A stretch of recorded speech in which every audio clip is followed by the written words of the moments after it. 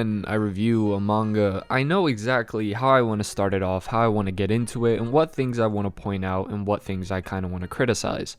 But when it comes to this series, I don't even know where to start. I think the best way to start off this video by describing Made in Abyss is saying, do not judge a book by its cover.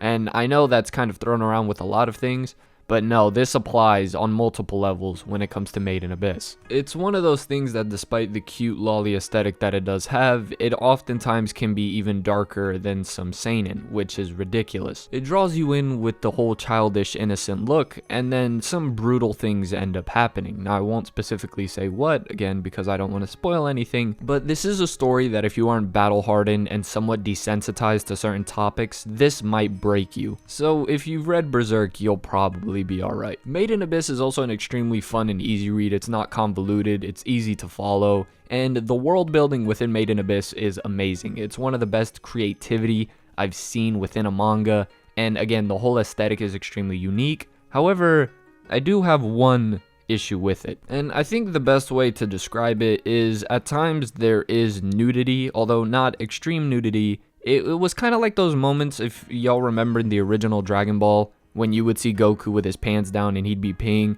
and they wouldn't censor it. That's kind of what it's like with Made in Abyss.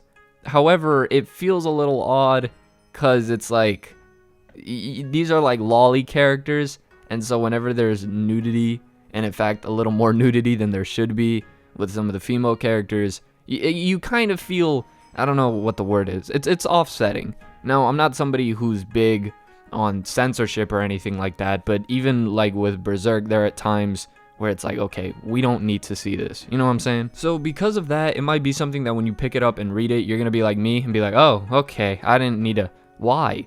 And Made in Abyss definitely isn't for everyone. It's not one of those things that's big on character development and all of that stuff, although, you know, there is progression through getting through each level in the Abyss. It's really more a fun exploration and journey, similar to One Piece, if you will. And by similar, I mean similar strengths, world building, creativity, you get the point. But unlike One Piece, Made in Abyss is extremely short. Like, I ran through this thing in 4 hours. It was only like 54, 55 chapters so far, and it is another hiatus-filled series, probably because the author has to fight some legal cases in court. Not really, but I'd assume so, considering what he's been drawing in that manga. But again, if you're somebody who isn't really bothered by maybe some nudity or some hiatus and all of that, then this is really a fun read. I will admit this was extremely enjoyable to read, and it was something that you never really see before. And some of the things that happen within the story is stuff that you wouldn't really expect. At times what can happen is very, very brutal and very graphic, and you're just like, ugh. And I think that's part of the intrigue of the series, and one of the strengths is the fact that it does lure you in with this entire innocent look, and then someone gets ripped to shreds and you're like,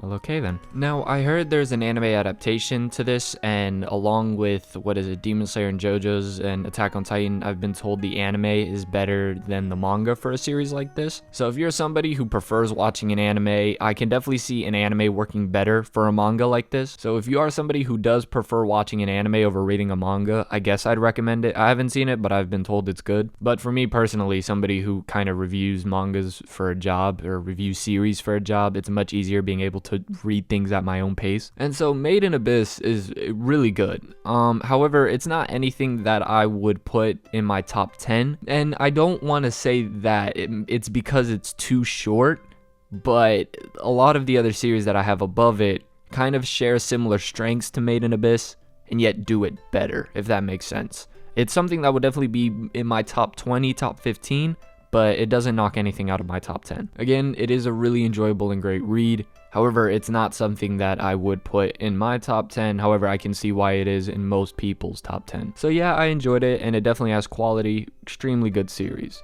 And with that out of the way, if you are new to the channel, make sure you like, comment, and subscribe, and turn on the bell notifications. And as always, this has been The Masked Man. Hope everyone has a blessed rest of the day, and peace.